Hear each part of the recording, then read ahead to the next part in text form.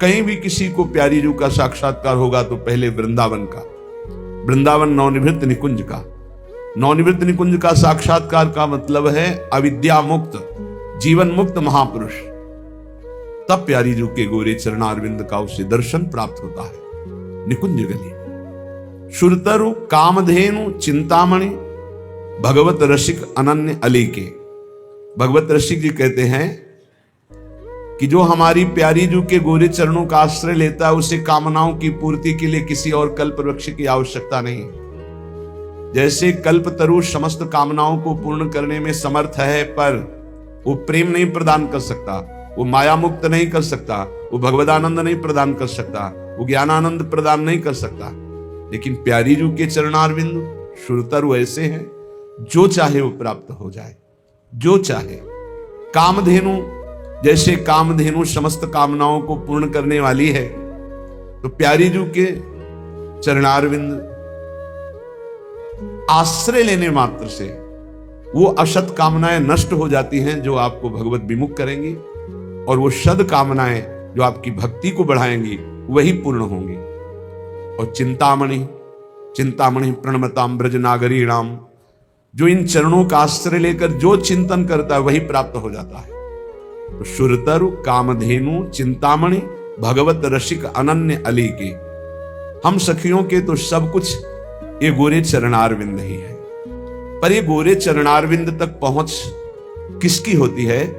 तो बोले बलि जय हो श्री रसिका चारज। जो सखियां आचार्य रूप में अवतरित हुई हैं, जैसे ललिता सखी का अवतार श्री स्वामी हरिदास जी महाराज, हित सजनी जू का अवतार श्री हरिवंश महाप्रभु, विशाखा सखी का अवतार श्री हरिराम व्यास जी, रंग देवी का आचार्य जो निम्बारकाचार्य भगवान, इनके विविध रूप है। ऐसे ही अगर सहचरी स्वरूप गुरुदेव की रसिक महापुरुष की आश्रय वृत्ति न हो तो गोरे चरणारविंद में प्रीति नहीं हो सकती। इसलिए भगवत रसिक जी कहते हैं बलि जाऊं रसिकाचार्य की। ये जो रस प्रदान करने वाले परम रसिक शिखर आचार्य रूप में सखियां प्रकट हुई, बलिहारी है इनके चरणारविंद की कि हमें ऐसे सुरतर कामधेनु चिंतामणि स्वरूप गोरे चरणारविंद का आश्रय दे दिया। श्री प्रियाजू की शरणागति प्राप्त हो गई। नित्य विहार उद्धार कियो जिनु मथि निज हृदय सिंधु बर बारज। बलि जय हो श्री रसिकाचारज। जिन्होंने अपने हृदय का गुप्त प्रेम, हृदय रूपी सिंधु को मथ करके नित्य विहार रूपी गुप्त अमृत शरणागत जनों को प्रदान किया। ये साधना से नहीं प्राप्त होता, ये आचार्य चरणों की आसक्ति, गुरु चरणों की आसक्ति से प्राप्त होता है। ये अद्भुत रत्न है, ये किसी साधना से हाथ में पकड़ में नहीं आता। नित्य विहार प्यारी जू का प्रेम रस। भ्रम तम श्रम सब हरे हमारे, कर गही सकल संभारे काज। भगवत रसिक प्रशंसित कीने, श्यामा श्याम सहायक आरज। बलि जय हो श्री रसिकाचारज। बलि जय हो श्री रसिकाचारज। ये सखियां जो रसिक आचार्य रूप में अवतरित हुई, इनकी बलिहारी है। ये अपने हृदय के प्रेमामृत सिंधु का सार नित्य विहार रस अपने शरणागतों के हृदय में स्फुरित करते हैं। ये किसी अन्य साधना से हाथ में आने वाला रतन नहीं है। नित्य विहार ये आचार्य कृपा, गुरु कृपा से प्राप्त होता है। भ्रम, जो माया भ्रमित करके हमें भोगों में फंसाई थी। तम, जो अविद्या मुझे देहाभिमान से युक्त करके स्वरूप का बोध होने ही नहीं दे रही थी। श्रम, जो नाना प्रकार के सुख साधन सामग्री एकत्रित करने में जीवन लगा दिए, ये सब आचार्य की कृपा कटाक्ष से नष्ट हो गए। भ्रम, तम, श्रम सब हरे हमारे। आचार्य में प्रीति बड़े भाग्यशाली की होती है। इष्ट में प्रीति होना तो पाया गया, लेकिन आचार्य गुरु में पूर्ण समर्पण ये तो किसी बिरले में होता है। ऐसी बिरले के अधीन हो जाते हैं प्रियालाल जो आचार्य गुरु के, बड़ी कठिन बात है आचार्य गुरु के अधीन होना। आचार्य गुरु की अधीनता होती है अनन्यता। जैसे सेवक जी महाराज कह रहे, श्री हरिवंश तजो भजो और ही तो मोहि श्री हरिवंश दुहाई। हरिवंश की कसम खा के कहता हूं, मन क्रम वचन त्रिशुद्ध सकल मत हम श्री हित हरिवंश उपासी। मन से, वचन से, कर्म से पूर्ण अपने आचार्य की शरण, इष्ट के आश्रित, इष्ट चिंतन, बस और कुछ नहीं। ये बहुत बड़े सेवक की सर्व को करें मान सरोवर हम। मन बच गए एक व्रत गायो श्री हरिवंश। वंश बिना हरिनाम हो लियो न जाकी टेक। पावे सोई वस्तु को जाके है व्रत एक। कोई बिरला ऐसा होता है जो आचार्य ठसक में रहता है, जो गुरु चरणारविंद की प्रीति में स्वर्ग नरक अपवर्ग किसी की कोई ना आस न कोई त्रास। बस कैसे हमारे गुरुदेव प्रसन्न रहे, कैसे आचार्य देव की कृपा प्राप्त हो। बस आज जो पाखंड और दंभ का बहुत प्रभाव है, हर अंतःकरण में अपना प्रभाव डाल रहा है, उसका कारण है आचार्य गुरु के चरणों की प्रीति ना होना। नहीं, दंभ पाखंड की कहीं कोई गुंजाइश ही नहीं कि प्रवेश कर सके। मन प्राण बुद्धि चित्त सब आचार्य घसीट लेते हैं इष्ट लीला में। आचार्य चरणों में, गुरु चरणों में अनन्यता बड़े पवित्र हृदय वालों की होती है। भ्रम तम श्रम सब हरे हमारे, ये सब नष्ट हो जाएंगे। संसार में भोगों में सुख है माया का भ्रम, देहाभिमान अविद्या का भ्रम, नाना प्रकार की योनियों में नाना प्रकार के कर्म करते हुए, नाना प्रकार के भोग भोगते हुए दुख सुख आदि, ये श्रम सब आचार्य हरण कर लेते हैं। सच्ची मानिए, बहुत कृपालु आचार्य इष्ट की कृपा का ही रूप है। कृपा रूप जो वप धर्यो। आचार्य चरणों में यदि प्रेम नहीं तो वस्तु हाथ नहीं आएगी, ये तो पक्की बात है। प्रायः आचार्य चरणों में प्रीति नहीं होती। भेष ले लिया, मनमानी आचरण, जीवन यापन कर रहे हैं, पर आचार्य निष्ठा बहुत दुर्लभ बात। आचार्य ही गुरुदेव है, गुरुदेव ही आचार्य है, और गुरुदेव आचार्य की निष्ठा ही इष्ट प्रीति रूप धारण करती है। नहीं तो पूरा जीवन व्यतीत हो जाता है इसी भ्रम में, इसी तम अज्ञान अंधकार में, इसी श्रम नाना प्रकार की भोग वासनाओं में। इनका नाश नहीं हो पाता। इनका नाश होता है आचार्य कृपा से। आचार्य कृपा का स्वरूप है उनकी आज्ञा पे चलना, उनके अनन्य हो जाना, उनके द्वारा जो उपदेश है उसे जीवन में उतार लेना, अन्य बात ना स्वीकार करना, अनन्य होकर के रहना। बहुत लाभ है। अभी आप परम पद में हैं, अभी आप जीवन मुक्त हैं यदि आचार्य निष्ठावान हैं। यदि गुरु निष्ठ हैं, आचार्य निष्ठ हैं, तो चिंता मत कीजिए, अभी आप जीवन मुक्त हैं। बस ये भ्रम तम श्रम जहां हमारे हृदय में है, वहां कृपा अनुभव में आएगी। केवल आचार्य शरणागति पुष्ट हो जाए, बड़े भाग्यशाली। हम बार बार कहते हैं, आचार्य चरणों की शरण में होकर उनके अनन्य होना, ये बड़े भाग्यशाली जनों की बात है। भगवत रसिक प्रशंसित कीने श्यामा श्याम सहायक आरज। हमारे सारे कार्य सफल हो गए। हमारा मानव जन्म लेना सफल हो गया, हमारा वैराग्य लेना सफल हो गया, हमारा साधन मार्ग सफल हो गया। क्यों? साध्य श्यामा श्याम हमारे हो गए। श्यामा श्याम हमारे सहायक है। किसके बल से? बोले आचार्य के बल से। सर्वश्रेष्ठ पद हमको प्रदान कर दिया। क्या? सहचरी पद, उपासना का सर्वोपरि सहचरी पद प्रदान कर दिया। इसलिए हम बार बार बलिहारी जाते हैं अपने आचार्य की, जिन्होंने हमारे भ्रम तम श्रम नष्ट कर दिए, सब सफल कर दिया, श्यामा श्याम जैसे सहायक दे दिए, और उत्तम पद राधा दासी पद, सहचरी पद प्रदान कर दिया। ये आचार्य कृपा से प्राप्त होता है। आचार्य कृपा पहले भी थी, अब भी है, आगे भी रहेगी। आपको सन्मुख होना है। आप जो ही सन्मुख होंगे ते ही आपको अनुभव होने लगेगा कि भगवान से भी ज्यादा कृपालु आचार्य हैं। वही भगवान आचार्य रूप में अवतरित होते हैं। पर जैसे भगवान हृदय में सबके विराजमान हैं, पर माया का प्रपंच रोक नहीं रहे हैं। जैसा मनावे वैसा आचरण करो, वैसा दंड भोगो। लेकिन जब आचार्य की शरण में हो जाते हैं तो बड़ी कृपा होती है। तिहारे आगले पाछले अपराध हरिवंश खेवी। ओह, जब पहली बार ये शब्द पढ़ा था तो बहुत देर रोना आया था। कौन ऐसा कृपालु है? अभी तक जो किया वो तो क्षमा कर देंगे, आगे करोगे तो दंड भोगना पड़ेगा, यह सिद्धांत है। अब लो नशानी अब ना नशई हो। लेकिन आचार्य क्या कह रहे? तिहारे आगले पाछले अपराध हरिवंश के भी, पीछे जो हो गए वो और आगे जो हो जाएंगे वो सब हम देख लेंगे, वो हम देख लेंगे। तुम निर्विकार भाव से प्रेम में जाओ, तुमसे अगर त्रुटि भी हुई तो उसको हम भोगेंगे। तिहारे आगले पाछले अपराध हरिवंश के भी, अस स्वभाव को सुनो न देखो। जैसा आचार्य का स्वभाव है, कृपा रूप जो अपधर्यो, प्रिया प्रीतम की कृपा अवतार आचार्य हैं।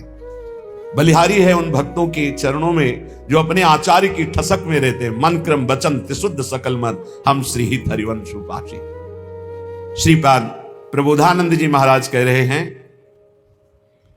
अहो बिटसूकर प्रायोत्फुल्ल दस पशुस्ततः ना मूढ़ श्रयते वृंदावन मानंद सागरम।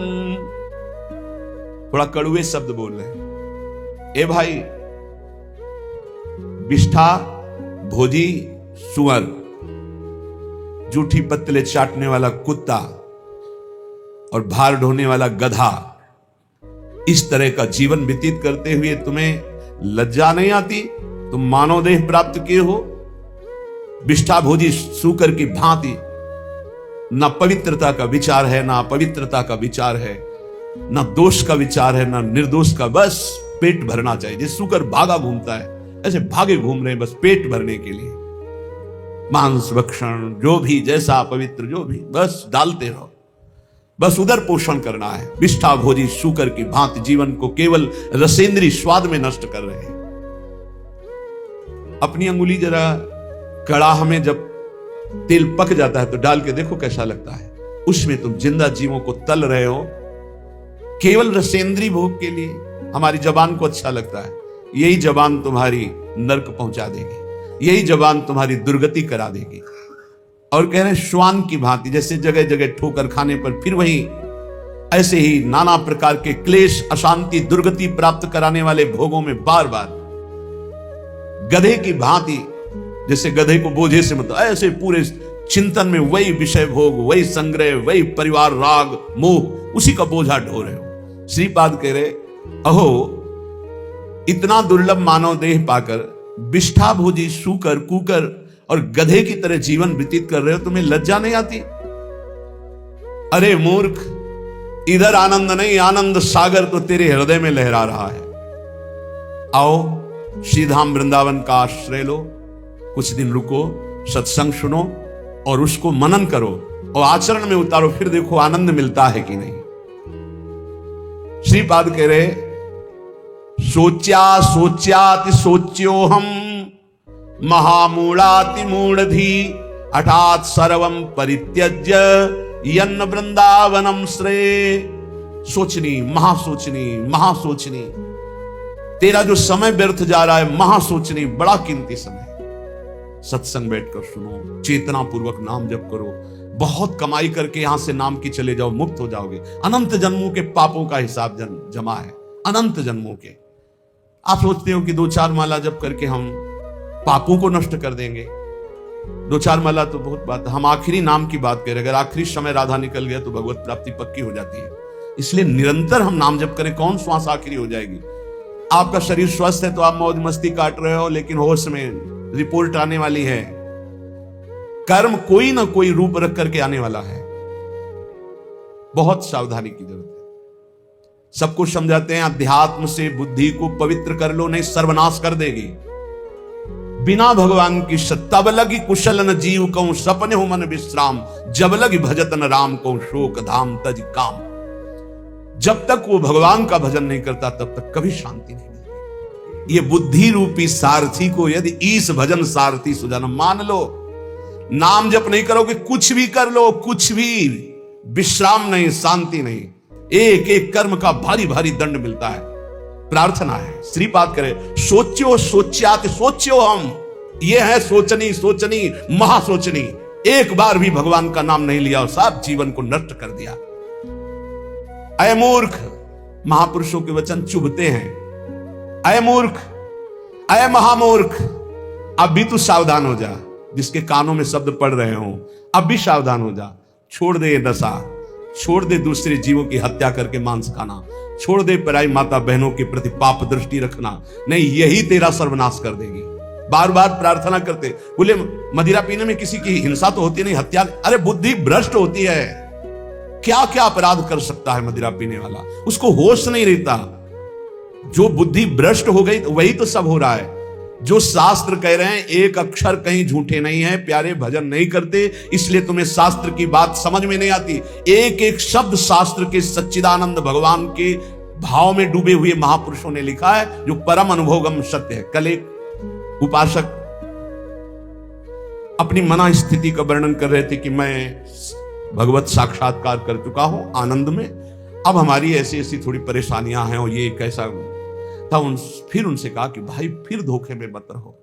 एक बार भगवदानंद की अनुभूति होने के बाद नहीं स्वात्मारामम विषय मृग तृष्णाम भ्रमयति, आत्माराम पुरुष भगवदानंद को प्राप्त पुरुष भगवत साक्षात्कार पुरुष के ऊपर कभी किसी भी द्वंद्व का प्रभाव नहीं होता।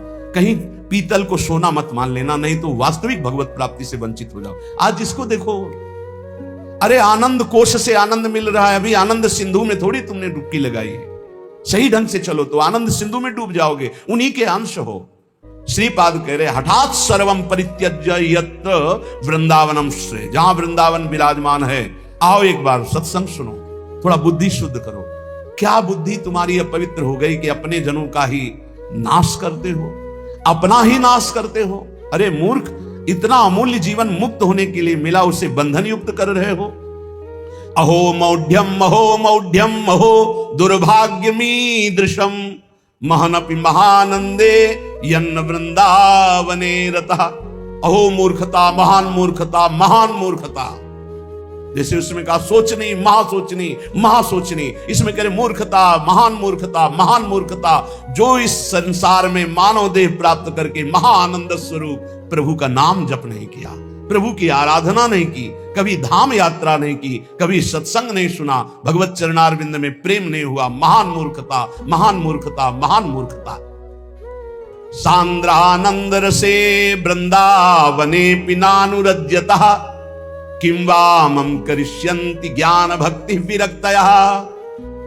आनंद घन के मूल श्री वृंदावन धाम में यदि रसिकों का संग करके चित्त प्रेम में अनुरक्त नहीं किया तो तुम्हारा ज्ञान प्राप्त करना, तुम्हारा साधन करना, तुम्हारा वैराग्य धारण करना किस काम में आया। शास्त्रों का ज्ञान प्राप्त कर लेना तो उसका फल है कि अज्ञान से निवृत्त हो जाना। अज्ञान किसे कहते हैं? ब्रह्मा से लेकर के तिनके तक सब माया रचित है। सत्य है तो केवल प्रभु, उनका नाम, उनका रूप, उनकी लीला। ये त्रिगुणात्मिका माया का ऐसा जादू तमाशा है कि जिसमें बड़े बड़े फंस जाते हैं। बातें ज्ञान की करते हैं, स्थिति अज्ञान में होती है। भगवान के नाम में असीम सामर्थ्य है। उस नाम में भी हम ये नहीं कह सकते कि जाओ ये अभी काम हो जाएगा। क्यों? क्योंकि तुम्हारे पहले पापों का नाश करेगा। कितने जन्मों के पाप जमा है तुम्हारे, उन पापों का नाश, फिर भी नहीं काम होगा। पाप प्रवृत्ति का नाश करेगा, फिर तुम्हारे हृदय में परम अर्थ स्वरूप भगवान की प्रीति प्रकट करेगा। आप सब काम हो गए। भगवान की प्रीति उत्पन्न होने से अशुभ वासनाएं नष्ट हो जाती है। भगवत भाव में अद्भुत आनंद, यह है काम होना। सांसारिक कोई कार्य शुभ कर्म के प्रताप से हो भी जाए तो कितनी देर टिकेगा? विनाशकारी ये सब काल नष्ट कर देता है। विनाशकारी काल ये सब नष्ट कर देता है। चाहे जितनी उन्नति हो, सब अवनति में बदल जाती है। ये इतिहास पढ़ के देखो तो तुम्हारे होश उड़ जाएंगे। जिनके ऐसे ऐसे प्रभाव थे उनकी अब कहीं खोज भी नहीं है। जहां ऐसे महल थे, जय जयकार मचते थे, वहां जाले और कबूतर हग रहे हैं। जो बनी भी बनी है, महल बने हुए भी हैं, कुछ नहीं रह गया। काल सबको विनाश कर दिया। कुछ समय के लिए आए हो, एकमात्र भगवान की प्राप्ति, एकमात्र नाम जप कर लो। मन लगे ना लगे वो धन तुम्हारे काम आएगा। धिंग धिंग माम पिशद विद्या कुलशील गुणोज्वलम वृंदावन रति प्राणहीनो स्यादियतः सवः। धिक्कार है, धिक्कार है, धिक्कार है। बहुत प्यार भर के बोल रहे हैं, जैसे सोचनी सोचनी मां सोचनी, मूर्ख मूर्ख महामूर्ख। कह रहे धिक्कार धिक्कार धिक्कार। धिंग धिंग माम मपि सद विद्या कुलशील गुणोज्वलम। धिक्कार है तुम्हारी कुलीनता को, तुम्हारी सुशीलता को, तुम्हारे गुणों को, तुम्हारे रूपवान, तुम्हारी जवान होने को। मानव देह में यदि ये सब प्राप्त है और तुम भजन नहीं करते, तुम सद्भावना वाले नहीं हो, सद विचार वाले नहीं हो, तुम्हें प्रभु से प्यार नहीं हुआ, तो धिक्कार तुम्हारे इस रूप को, तुम्हारे जीवन को, तुम्हारे कुल को किस काम आएगा? श्रीपाद कह रहे, हा हा वृंदावनम त्यक्त्वा यदन्यत् कर्तुम उत्सहे जानन्नपि विषम भुंजेत उत्कृत्य परमामृतम।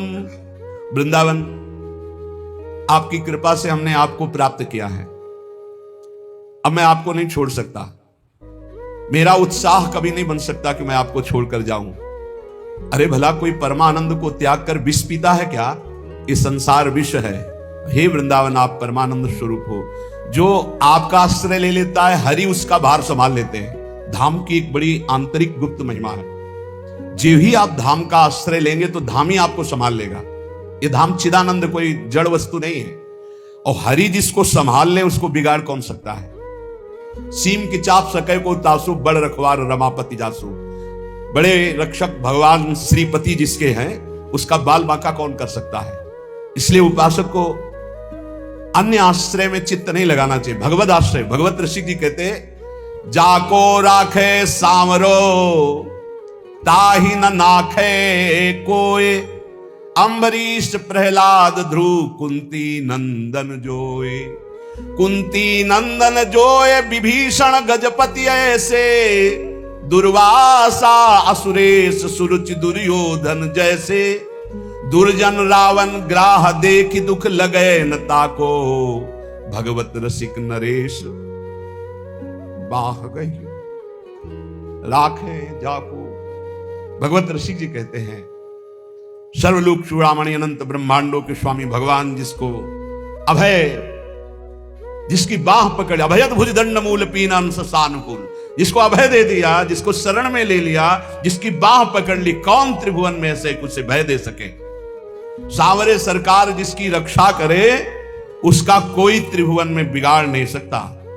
देखिए, अम्बरीश जी को दुर्वासा जी ने नष्ट करना चाहा, क्या हुआ? त्रिभुवन में भागे घूमे, कहीं चैन नहीं मिला दुर्वासा जी को। प्रहलाद जी को हिरण्यकश्यप ने नष्ट करना चाहा, क्या हुआ? भगवान ने नरसिंह रूप रख के हर वरदान के बीच का रास्ता निकाल के फाड़ के फेंक दिया। न दिन है न रात संध्या, न अस्त्र है न शस्त्र, नाखून न जीवित है न निर्जीव, न ब्रह्मा का बनाया हुआ नर है न पशु, नरसिंह रूप।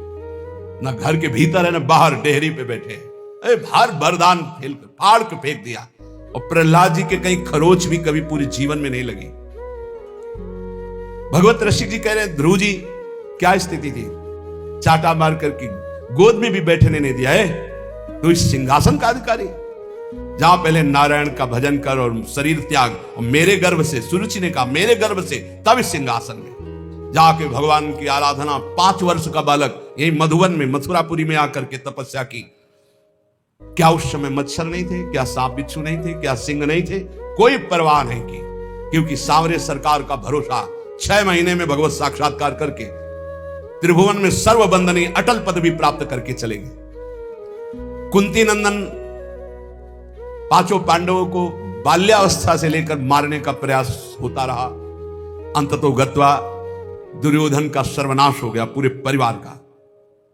महाराज युधिष्ठिर चक्रवर्ती सम्राट पद पर बैठे। सांवरे सरकार जिसके पक्ष में, उसका बाल बांका भी नहीं हो सकता, बाल बांका भी नहीं हो सकता। बहुत बड़ी बात है भीष्म प्रतिज्ञा।